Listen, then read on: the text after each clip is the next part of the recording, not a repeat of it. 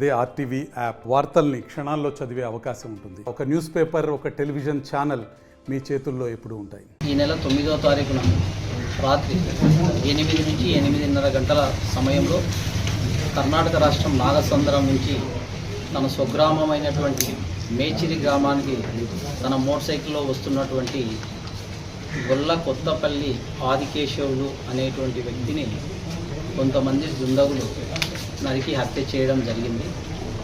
మృతుడు ఆదికేశవులు భార్య ఇచ్చినటువంటి ఫిర్యాదు మేరకు రాయదుర్గం పోలీస్ స్టేషన్లో హత్య కేసును నమోదు చేయడం జరిగింది.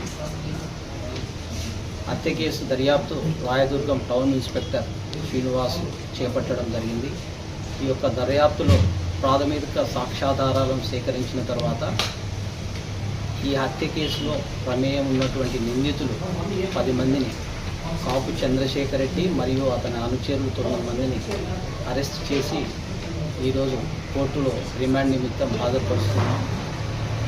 ఈ యొక్క హత్యకు ప్రధాన కారణము ఆ గ్రామంలో 1.5 సంవత్సరం కిందట గడ్డివాము విషయంలో 2 వర్గాల వారు కొట్లాడుకోవడం, అప్పటి నుంచి ఉన్నటువంటి మనస్పర్ధలు ఇటీవల ఒక ఆలయ ప్రవేశంలో పూజారులను తిరిగి ప్రవేశించడానికి ఈ యొక్క మృతుడు ఆదికేశవులు సహాయం చేసినాడని చెప్పి దాన్ని మనసులో పెట్టుకొని ఆ 2 కారణాలతో నిందితులు ఈ యొక్క మృతుడు ఆదికేశవులను హత్య చేయడం జరిగింది.